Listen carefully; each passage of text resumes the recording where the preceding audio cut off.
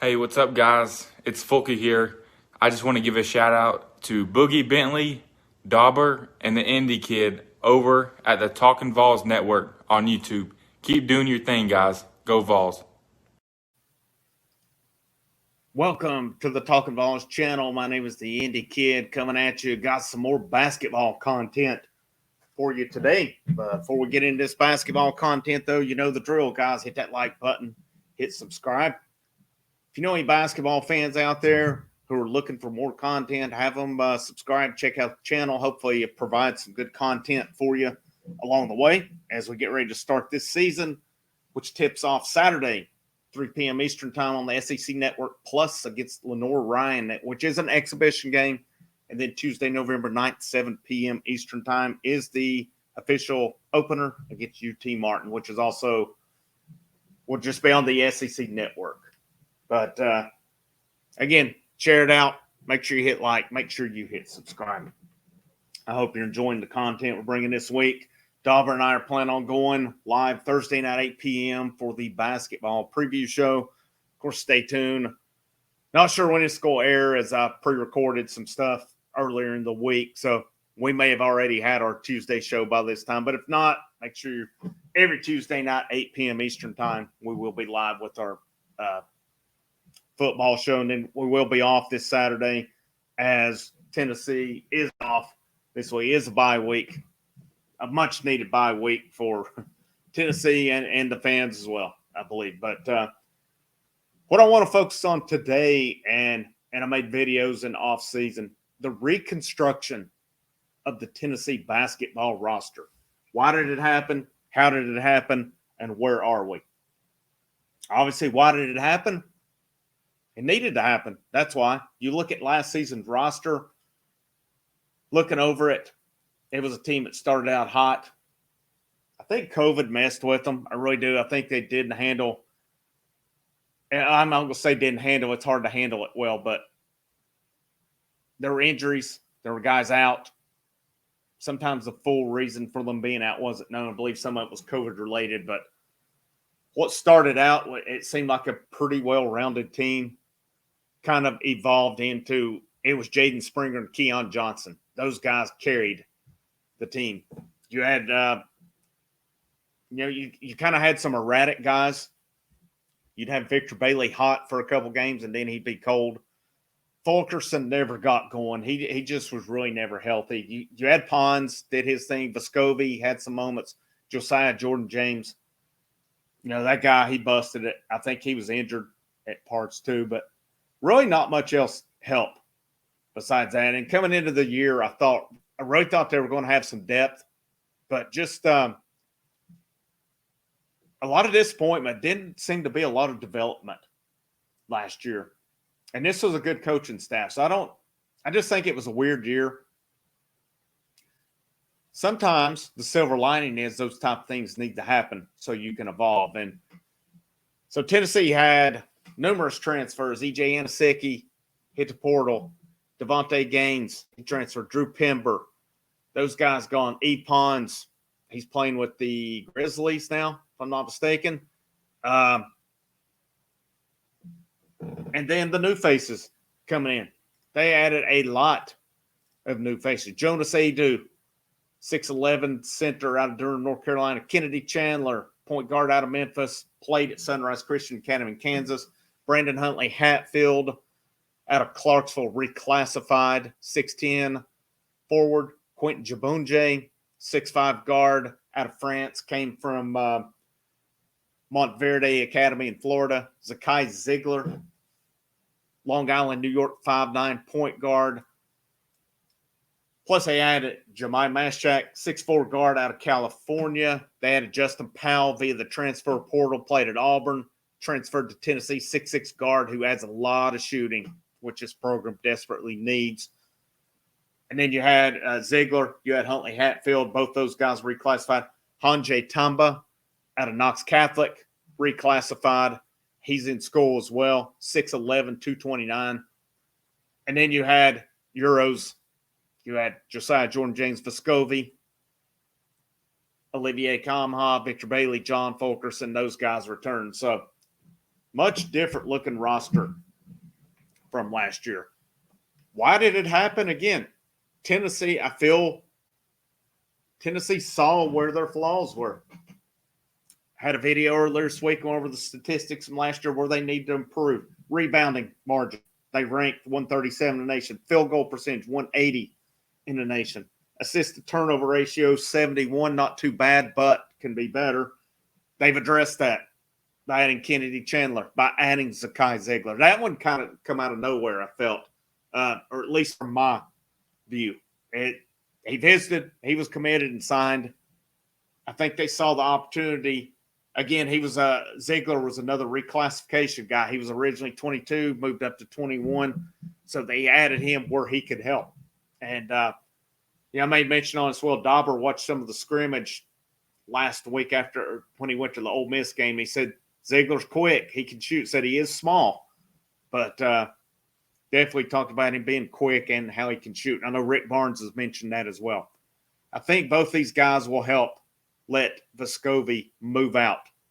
Vescovi's a decent shooter. I think it'll benefit him more not having to be the playmaker. I don't necessarily think he was bad at it, but I think you could withstand the upgrade. I think he will be more comfortable off of the ball. And, Vescovi's a guy, he's 6'3", not bad size for an off guard. He can use that size as well. But again, why did this such major roster turnover happen? Because at so many areas, 3-point percentage, they went out, added Justin Powell. Ziegler, talked about him being able to shoot the ball.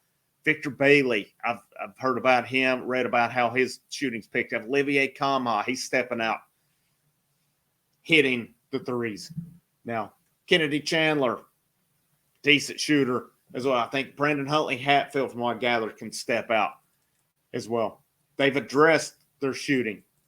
Something they desperately needed to address is they ranked 201st in the country in 3-point percentage at 33%. It's not going to do it a lot of times. So how did it happen? It happened mainly, really, I thought they may add more through the portal than they did, but Justin Powell's the only guy they added through the portal. 3 reclassified guys with Huntley, Hatfield, Tamba, and Ziegler. And then the rest of your guys were added just through, their class, through their signing class. And it was a class, according to 24/7 Sports, ranked number 4 nationally, number 1 in the SEC. Got to like what they brought in. And something with this roster as well. If you want to have a mix, you can go the Kentucky route or the Duke route we've seen the last few years where you just load up on 5-star guys. But then what happens? They're gone at the end of the year. You're having to replace those guys again. I think the best mix, you look at Baylor, who won a national championship last year. They had 4 guys, I think, on their team that ranked, I guess according to what classification you looked at, they ranked in the top 100. Rest of the teams, they've built that team. It's a team that's developed. They built it. I think in college basketball, that's the model.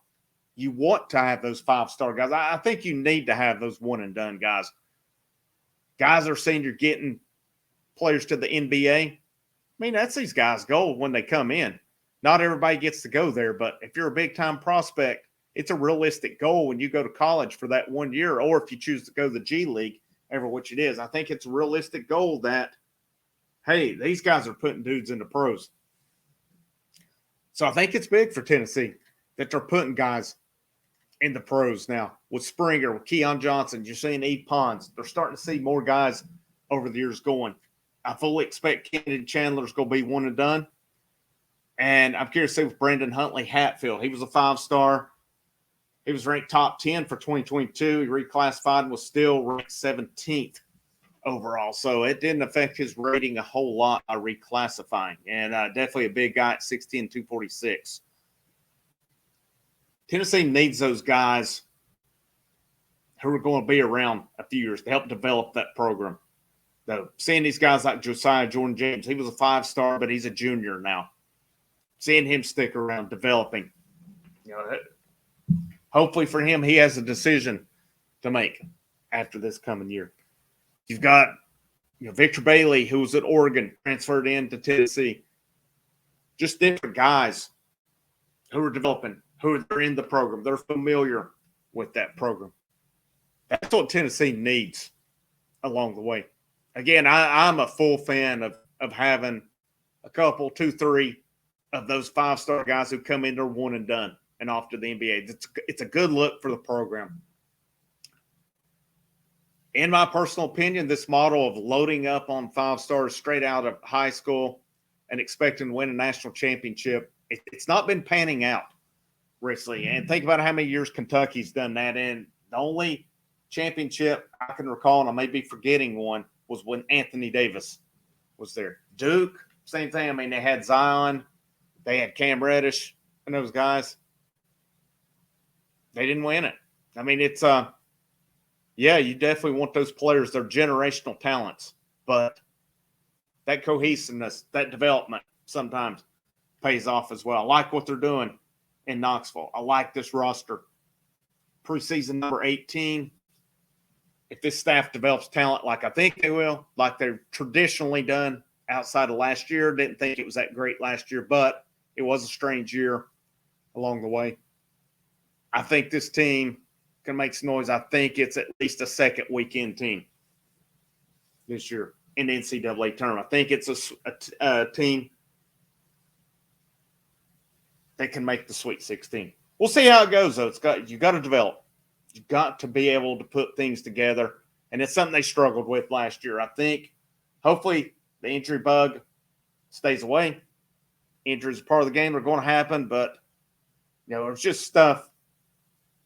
Just a weird year last year, and hopefully they can avoid that this year. And we'll see. As Tennessee basketball, I'm excited for it. It's almost that time. Covered the schedule. I like their non-conference schedule. Of course, the SEC schedule, I think it's going to be tough this year. The conference is getting better. It's an underrated conference in basketball. It does not get the credit that it deserves. But again, depending on when this airs, Tuesday night, that's our normal live show, 8 p.m. Eastern time for football. Thursday night, 8 p.m., Dauber and I plan on going live for the Talkin VAWLS basketball preview. And then no show this weekend coming up. Tennessee is off. It's a bye week for them. We're all taking a weekend off from that. But as always, guys, thanks for tuning in. My name's the Indie Kid. This is the Talkin VAWLS channel. And in the words of Boogie Bentley, go Big Orange.